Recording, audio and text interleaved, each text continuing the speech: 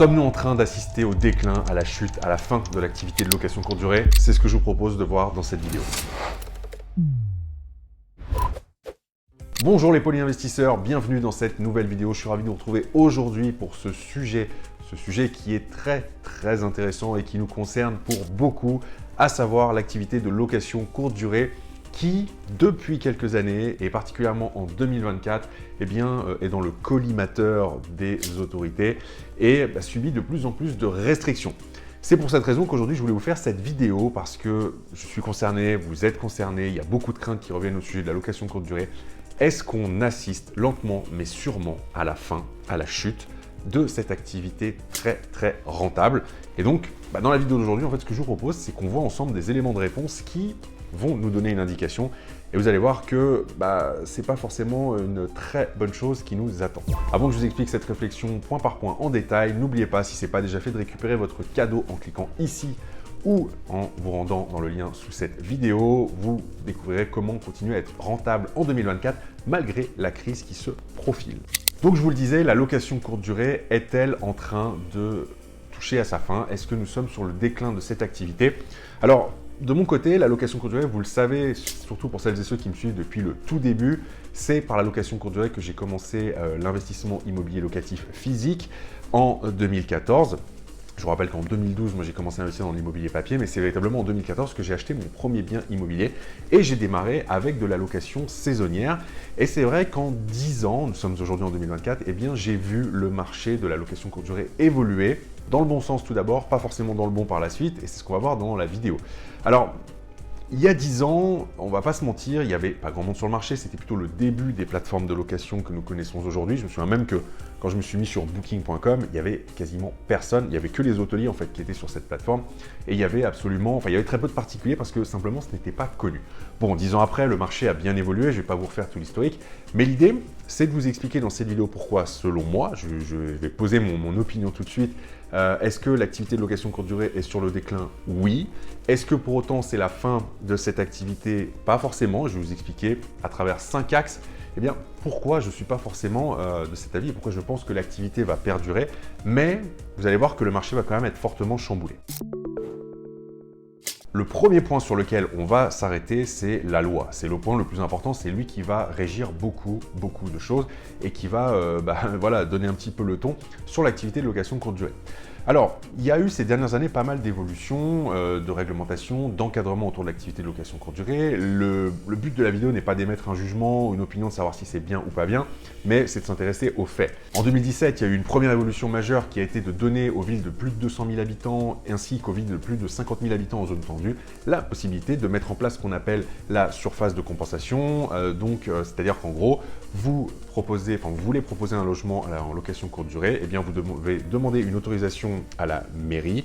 La mairie est libre de vous accorder l'autorisation sans contrepartie, mais elle peut aussi vous demander un changement d'usage et vous demander, dans le meilleur des cas, une surface de compensation équivalente et dans le pire des cas, une surface de compensation 2 fois plus importante, comme c'est le cas dans certains arrondissements de Paris. En gros, la surface de compensation, c'est quoi? Pour chaque mètre carré d'habitation que vous allez utiliser en activité commerciale, donc en location courte durée, vous allez devoir transformer un nombre de mètres carrés équivalent. Donc pour un mètre carré de logement que vous passez en location courte durée, vous devez transformer un mètre carré de bureau ou de commerce en habitation. Le but étant de ne pas déséquilibrer le parc locatif qui est toujours en fait, en théorie en tout cas, la même surface disponible. Et on voit que dernièrement, cette possibilité elle a été étendue à toutes les villes. C'est-à-dire qu'aujourd'hui, n'importe quelle ville qui connaît des tensions locatives sur son marché de location à l'année, a la possibilité de mettre en place ce changement d'usage, cette demande d'autorisation. Il y en a certaines qui vous donnent une autorisation permanente, il y en a d'autres qui vous donnent une autorisation temporaire pour 2 ou 3 ans. Et il y a eu des villes comme la ville de Biarritz notamment qui, dans un premier temps, autorisait pour une durée temporaire, il me semble que c'était 3 ans de mémoire, le changement d'usage. Donc vous pouviez passer de l'usage d'habitation à usage commercial et qui pour amplifier un petit peu les restrictions, pour ne pas faire en sorte que la ville entière ou la majorité de la ville soit constituée de résidences secondaires, de location en Airbnb, et bien aujourd'hui, elle demande une surface de compensation. Et donc, typiquement, les personnes qui avaient cette autorisation temporaire, eh bien, peuvent aller au bout de l'autorisation, mais au moment du renouvellement, si elles veulent que le renouvellement puisse se faire, elles devront forcément proposer une surface de compensation. Vous avez également des villes qui limitent à 1, 2 ou 3 le nombre de biens qu'une personne peut détenir en location courte durée, avec toujours cette même volonté. Et si on regarde un petit peu ce qui se passe à l'étranger, alors je ne vais pas vous faire le détail de ce qui s'est passé dans tous les pays, mais il y a un exemple pour moi qui est extrêmement parlant, c'est ce qui s'est passé dans la ville de New York en septembre 2023. New York a purement et simplement interdit les locations Airbnb du jour au lendemain. Alors, il y a des conditions, c'est pas totalement interdit, mais notamment, voilà, vous faites de la location courte durée pour une durée inférieure à 30 jours, si vous n'êtes pas présent dans le logement notamment, eh bien, c'est plus possible. Et il y a 15 000 logements qui se sont retrouvés du jour au lendemain à sauter de la plateforme. Et donc, en gros, vous aviez un logement, alors je rigole, mais c'est jaune, mais vous aviez un logement en location courte durée sur Airbnb à New York et le lendemain, en gros, terminé, fin de l'activité, fin de l'histoire. Donc, vous voyez que déjà, d'un point de vue de la réglementation, il y a des choses qui ont évolué, qui évoluent, et il n'est pas impossible qu'à l'avenir, on ait des choses similaires en France, que ça aille crescendo et que ça se durcisse. Et dernier exemple en date, qui est dans les tuyaux, c'est l'interdiction de location des passoires thermiques. Vous savez que les logements les plus énergivores ont un calendrier progressif d'interdiction à la location en 2025, 2028 puis 2035 pour G, F et E. Et il y a des petits malins qui ont voulu contourner cette interdiction en sortant les logements du parc locatif à l'année et en les proposant en location courte durée. D'ailleurs, j'avais fait une vidéo sur ce sujet il y a à peu près un an, je vous la remets ici également pour aller la voir. Mais, alors pour l'instant ça fonctionne, mais croyez bien que ça ne va pas durer à mon avis parce que, pareil, c'est dans les tuyaux. Le but de la loi climat et résilience, c'est de transformer les passoires thermiques en logements beaucoup moins énergivores, en logements qui soient beaucoup plus économes en énergie et beaucoup plus confortables, dans le but d'avoir ces logements sur le marché locatif à l'année. C'est pas de sortir ces logements du parc locatif à l'année pour qu'ils se retrouvent dans le parc de la location courte durée et que, en fait, il y ait à la fois plus de logements en location à l'année et qu'il y ait toujours des passoires thermiques. Donc ça, peut-être que ça marche au moment où je tourne cette vidéo, peut-être que vous avez bifurqué comme ça. On estime qu'il y a à peu près 10% de logements qui ont disparu du parc locatif à l'année et qui ont migré vers la location courte durée.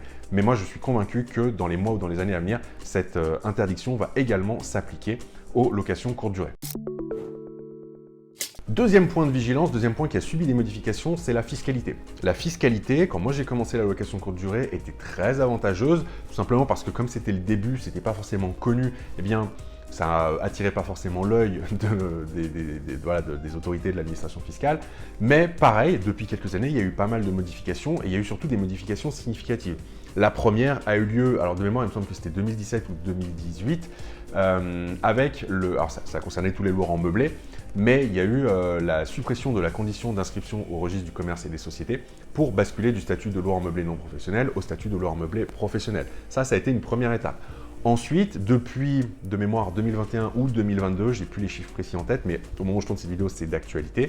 Dès lors que vous faites de la location meublée touristique, donc de la location courte durée, et que vous dépassez 23 000 € de recettes annuelles en location meublée, mais tout meublé confondu, attention, c'est très important, pareil, il y a une vidéo là-dessus, eh bien, vous êtes redevable des cotisations sociales. Donc ça, c'est un coup de massue supplémentaire sur les personnes qui font de la location courte durée. Et dernière nouveauté en date depuis le 1er janvier 2024, alors avec une période de transition où on peut encore appliquer l'ancien barème sur l'année 2024, mais qui aura normalement disparu l'année prochaine, eh bien, il y a eu une réforme et refonte de la fiscalité sur les meublés donc touristiques, qu'ils soient classés ou pas. Donc jusqu'à présent, schématiquement, vous aviez deux abattements possibles, 50% pour les meublés non classés et 71% d'abattement sur vos revenus locatifs pour les meublés de tourisme classés. Ce qui se passe à partir d'aujourd'hui, c'est que l'abattement dans les deux cas descend à 30%. Et ce n'est valable que jusqu'à 15 000 € de recettes annuelles, là où avant vous pouviez aller à 77 000 et quelques avant d'être de plein droit au régime réel. Donc qu'est-ce qui se passe encore une fois? On voit que l'abattement diminue, l'objectif étant d'aligner la fiscalité de la location meublée touristique sur celle de la location nue, puisque effectivement là on se rapproche vraiment avec le microfoncier, on est sur les mêmes seuils, les mêmes taux d'abattement.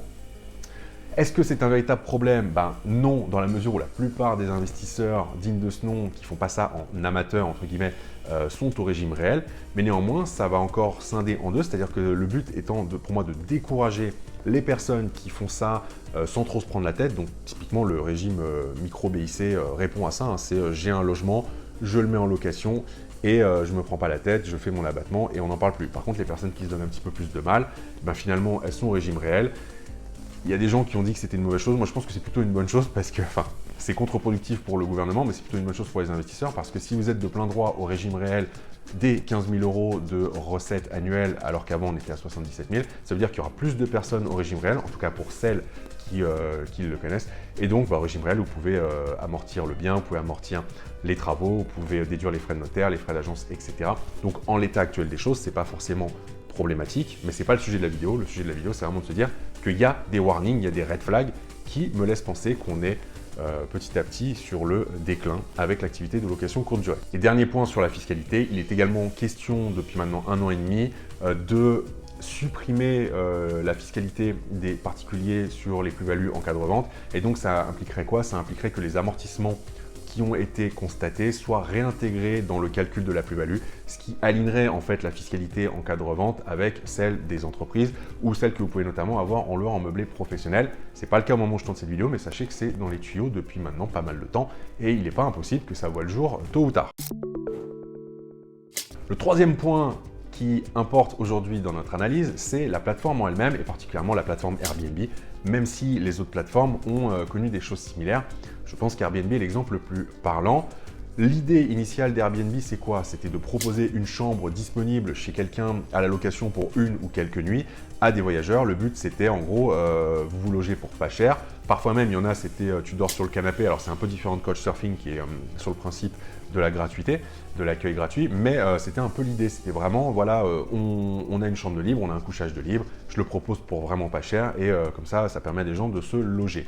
Rapidement, le modèle a évolué et en fait, c'est devenu une plateforme qui permettait de mettre en location des résidences secondaires quand elles n'étaient pas occupées. Puis ça a évolué sur des investisseurs comme vous, comme moi, qui ont acheté des biens dans le but de les louer en location courte durée. Ce qui fait que l'activité s'est de plus en plus professionnalisée et que les choses ont changé. Mais dans le même temps, ce qui s'est passé, c'est que Airbnb a augmenté drastiquement ses frais en tout genre, que ce soit les frais de service. Initialement, c'était les voyageurs qui supportaient une grosse partie des frais de service et pas le propriétaire. Aujourd'hui, les choses ont évolué. Vous avez à la fois les voyageurs et les propriétaires qui supportent des frais de service. Et en plus de ça, il y a des restrictions de plus en plus importantes, que ce soit d'un point de vue des propriétaires, que ce soit d'un point de vue des voyageurs. Ce qui fait qu'aujourd'hui, il y a de moins en moins de gens qui prennent plaisir à utiliser la plateforme, qui ont envie de se loger. Et on assiste depuis 1 an, 2 ans, eh bien, un désamour de Airbnb pour la simple et bonne raison que bien souvent, vous avez des prix qui sont plus compétitifs en allant à l'hôtel que en réservant un logement, alors que c'est ce qui est complètement opposé à l'idée originale de la plateforme Airbnb. Quatrième point, les clients. Alors là, c'est un petit peu à part parce que c'est pas lié forcément à l'activité en tant que telle, mais je l'ai constaté sur mes biens, je l'ai constaté avec toutes les personnes qui font de la location courte durée avec qui je discute. On a remarqué que par rapport à il y a quelques années en arrière, les clients sont de moins en moins respectueux, ils sont de plus en plus... ils s'en foutent en fait, ils n'ont pas de scrupules à arriver en dehors des horaires, à laisser les appartements crades, à embarquer des choses, à voler des choses, à laisser des commentaires pourris pour un truc qui est complètement indépendant de notre volonté. Genre, moi j'ai déjà eu en commentaire, l'appartement était bien mais il a fait moche tout le séjour. J'y suis pour rien, c'est complètement indépendant du bien. Donc vous voyez un petit peu le niveau de réflexion et de logique qu'il y a dans ce type de commentaires. Et mine de rien, ça a un impact aussi parce que ça emmène progressivement les personnes qui proposaient cette activité, dont je fais partie, vers un autre chemin qui est de sortir de la location courte durée pour repartir sur des modes de location plus traditionnels. Et enfin, le cinquième et dernier point que je voulais aborder dans cette analyse, eh bien, c'est d'un point de vue de la copropriété. Donc, si vous avez un immeuble de rapport ou une maison, vous n'êtes pas concerné, mais il y a de plus en plus de copropriétés qui font voter ou qui font appliquer, si c'était déjà dans le règlement de copro, mais que ce n'était pas forcément surveillé, eh bien, la clause d'habitation bourgeoise exclusive, avec notamment l'interdiction de pratiquer toute activité, que celle-ci soit commerciale, libérale, etc., dans l'immeuble. Et mon avis sur la question, c'est que ça va être de pire en pire. Il y a de plus en plus de copropriétés pour les mêmes raisons que je viens de vous évoquer avant, notamment des voyageurs beaucoup moins respectueux qui font du bruit, qui font la fête, etc. Ben, il y a de plus en plus de copropriétés qui en ont juste marre. Quand vous avez 80% des personnes qui habitent là à l'année et que vous avez quelques appartements en location courte durée avec des gens différents tous les 2-3 jours et qui en plus s'en fichent complètement puisqu'ils ne sont pas chez eux, eh bien, personnellement, je comprends tout à fait cette logique. Donc, voilà, la location courte durée en copropriété, à mon sens, va être de plus en plus dure. Et c'est pas parce qu'aujourd'hui vous êtes positionné dans un immeuble qui autorise la location courte durée que ça va rester comme ça, que voilà, que les choses sont immuables. Ça peut tout à fait être voté et vous pouvez du jour au lendemain vous retrouver à ne plus pouvoir faire de la location courte durée. Ça, c'est déjà vu à de multiples reprises. Alors, quelle est l'analyse maintenant par rapport à ça? Qu'est-ce qu'on peut tirer comme conclusion de tous ces éléments? En marketing, on a coutume de qualifier le cycle de vie d'un produit, enfin la vie d'un produit selon 4 cycles: le lancement, la croissance, la maturité et le déclin. C'est-à-dire que quand vous avez un nouveau produit ou un nouveau service qui arrive sur le marché, il répond à ces 4 phases-là. Mon avis sur la question, c'est que concernant la location courte durée en général, nous sommes aujourd'hui dans la dernière phase, à savoir la phase de déclin. Ça ne veut pas dire que ça se fait en 6 mois ou 1 an. Cette phase, elle peut durer 5 ans, elle peut durer 10 ans, elle peut même durer 20 ans. Mais je pense personnellement qu'on a passé l'âge d'or de la location courte durée, qui était vraiment la phase de croissance où là, il n'y avait pas beaucoup de concurrence et où il y avait de plus en plus d'utilisateurs. Après, il y a eu une phase de maturité dans laquelle la réglementation était stable, il y avait une concurrence mais qui était maîtrisée. On arrivait à peu près tous à faire cette activité correctement. Aujourd'hui, nous sommes pour moi dans cette phase de déclin. Je peux me tromper, mais en tout cas, c'est mon avis sur la question aujourd'hui. Alors c'est vrai que toutes ces questions sont extrêmement légitimes. Mon avis sur la question, c'est qu'on va lentement mais sûrement se diriger vers une activité qui va prendre 2 directions différentes. D'un côté, je pense qu'on va avoir des gens qui vont continuer à faire ça en amateur, c'est pas du tout un terme péjoratif, mais dans le sens où ça va être une activité occasionnelle. Je loue ma résidence principale quand je ne suis pas là, je mets à disposition une chambre que j'ai chez moi, je loue ma résidence secondaire quand je n'y suis pas l'été parce que je veux payer les frais d'entretien et les choses seront dimensionnées pour cette activité plutôt ponctuelle avec le micro BIC qui voit son seuil abaissé, avec des interdictions, des réglementations qui sont plus souples, moins contraignantes. Par exemple, aujourd'hui, vous n'avez pas besoin d'autorisation spécifique pour louer votre résidence principale en location courte durée. Ça ne veut pas dire qu'il ne faut pas faire la déclaration, mais dans la limite de 120 nuits par an, vous n'avez pas de problème particulier. Ce qui n'est pas le cas quand vous voulez faire ça de façon plus intense. Et donc, je pense que de l'autre côté, on va avoir une professionnalisation, donc voilà, vraiment en opposition côté amateur, côté professionnel, dans le sens où, pour pouvoir exploiter des biens en location courte durée à temps plein, il va falloir se dimensionner pour le faire. C'est-à-dire qu'il est fort probable que dans les années à venir, ce ne soit plus possible qu'en entreprise ou qu'avec en société, entreprise, ou avec des choses qui s'en rapprochent fortement. On le voit bien, hein, le LMNP petit à petit tend à avoir ses avantages diminués et à se rapprocher du statut LMP qui lui-même se rapproche des choses qu'on peut faire en société. Ça demande des autorisations spécifiques, ça demande une structuration au niveau de l'activité, dans la gestion, etc. Je pense véritablement qu'on va avoir ce marché qui va se scinder en 2. Alors, est-ce que pour autant, c'est une bonne idée de se lancer? Est-ce qu'il vaut mieux arrêter si vous en faites déjà? Alors, si aujourd'hui, vous êtes lancé et que pour l'instant, il n'y a pas d'évolution majeure et que vous êtes rentable, continuez à le faire, il n'y a pas de souci.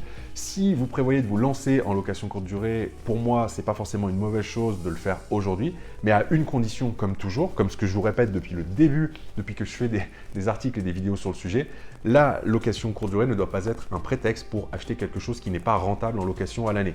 Donc dans le schéma, vous achetez un bien d'abord rentable en location à l'année et la location courte durée doit juste être un booster pour augmenter votre rentabilité. De telle sorte que si dans 6 mois, dans 1 an, dans 5 ans, dans 10 ans, vous ne pouvez plus faire de location courte durée pour X ou Y raison, eh bien ça ne vous met pas dans une situation compliquée et que vous puissiez rebasculer en location à l'année sans mettre votre investissement en péril. On a malheureusement vu pendant le premier confinement des gens notamment à Paris qui louaient très bien en location courte durée mais qui avaient des crédits à 3 ou 4 000 euros par mois parce qu'ils misaient uniquement sur la location courte durée pour être rentable. Du jour au lendemain, fermeture des frontières, confinement, plus de touristes, ils se sont retrouvés pris à la gorge avec des mensualités de dingue. Et il y a des personnes qui ont voulu mettre en location à l'année, mais le loyer ne couvre absolument pas le montant des crédits. Donc voilà, gardez bien ça à l'esprit, c'est extrêmement important. Et pour terminer cette vidéo, je voudrais juste faire une petite parenthèse. Il y a à peu près un an, j'avais fait une vidéo dans laquelle je vous expliquais, je vais vous la mettre ici, dans laquelle je vous expliquais pourquoi, à titre personnel, j'ai arrêté de faire de la location courte durée et pourquoi j'ai rebasculé tous mes appartements en location meublée à l'année. Et parmi les raisons qui m'ont poussé à faire cette bascule, eh bien, il y a tout ce que je vous ai expliqué aujourd'hui en fait partie. Donc, vous pourrez aller voir la vidéo. Et j'ai remarqué qu'aujourd'hui, en tout cas, au moment où je tourne cette vidéo, les choix que j'ai pu faire il y a un an, les ressentis que j'avais pu avoir, les suppositions que j'ai faites, eh bien, me donnent raison. À savoir qu'aujourd'hui, il n'est pas encore question de modifier notamment la fiscalité ou les autorisations pour la location meublée à l'année. Au contraire, la réduction des abattements que je vous ai présenté concerne uniquement la location meublée de tourisme. Vous avez toujours en location meublée longue durée au forfait des abattements de 50%. Donc, il n'y a pas d'impact. La deuxième chose, c'est qu'on manque cruellement de logements en France à l'année. Il y a un marché locatif qui est extrêmement tendu. Donc, il n'y a absolument aucun problème à trouver des locataires de qualité et à louer très bien et dans la fourchette haute du marché des logements du moment qu'ils sont de qualité. Et vous avez notamment l'opportunité des passoires thermiques qui vous permet véritablement de saisir cette opportunité. Et à titre personnel, les logements que je possède ont cette résilience. Quand j'ai acheté, je pense à un immeuble que je l'ai acheté, il était loué en location à l'année. Je l'ai ensuite basculé en location courte durée pour le rebasculer quelques années après en location à l'année. Mais vous voyez que j'ai cette résilience qui permet justement de passer de l'un à l'autre sans problème et sans que ça me mette en péril. Ça ne met pas en péril l'investissement, il continue de fonctionner et j'ai toujours du cash flow sur ce bien. Alors oui, j'en ai moins, mais néanmoins, ça ne me met pas dans une situation qui est compliquée. Et ça, c'est extrêmement important, à mon sens, aujourd'hui. Donc vous l'aurez compris en conclusion, d'après moi, je pense vraiment que nous sommes sur une phase de déclin. Comme je vous l'ai dit, cette phase peut durer 5 ans, 10 ans, 20 ans, on ne sait pas. Mais je pense que l'activité va diminuer puis se stabiliser avec deux chemins différents. D'un côté, les locations ponctuelles, donc que je qualifie un peu plus d'amateurs par opposition au terme professionnel.